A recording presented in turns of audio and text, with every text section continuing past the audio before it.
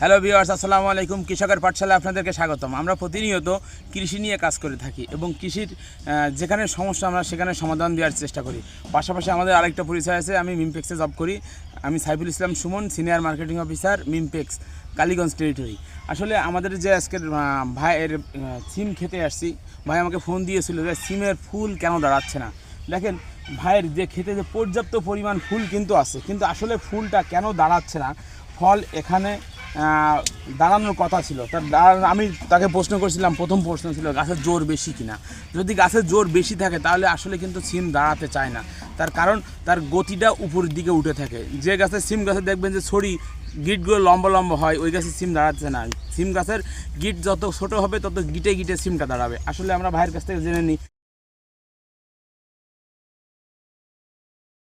ভাইয়ের কি নাম? শহর আলী ভাই। শহর আলী ভাই সিম গাছে আসলে আমি দেখছি যে আপনার পাতা বেশি এবং পাতা সাইজটা বড়। আপনি কি ওষুধ ব্যবহার করছেন এখন? আমি কাপলান ব্যবহার করছি। শুধু কাপলান ব্যবহার করছে। কাপলান ব্যবহার করলে শুধু আপনার পোকাটা চেক দেওয়া যাবে। ফুলের ভিতরে এক ধরনের যে পোকা হয়, এই পোকাটা শুধু কাপলানে সব থেকে ভালো যায় এবং এই শুধু কাপলান দিলে আমরা কী হবে, পোকাটা চেক দিতে পারবো। কিন্তু গাছের যে গতিটা বেড়ে যাচ্ছে, এই গতি বাড়ানোর জন্য আমরা কি করব, মিম গোল্ড নামে প্রতি লিটারে 1 মিলি হারে 16 মিলি হারে আমরা মিম গোল্ড ব্যবহার করব। মিম গোল্ড ব্যবহার করলে কী হবে, পচাও চেক দিবে, পাশাপাশি কী হবে, আমার গাছ বাড়বে না, গাছ থেমে থাকবে, গাছের পাতাগুলো বড় হবে না এবং গাছের যে ছড়িটা হয়, গাছের ছড়িটা ছোটো থাকবে। যে গাছের ছড়ি যত ছোটো থাকবে তত আপনার ওই গাছের সিম হবে, তাই তো নাকি ভাই? তাহলে আপনার এই যে ছড়ি বড় হয়ে যাচ্ছে, এই আর এখানে কিন্তু সার এবং ভিটামিন জাতীয় ওষুধ কম ব্যবহার করতে হবে, ঠিক আছে না?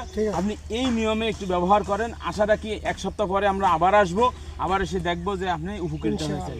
সবাই ভালো থাকেন, আবার কোনো নতুন ভিডিও নিয়ে আপনাদের মাঝে উপস্থিত হবো। ওকে, আল্লাহ হাফেজ।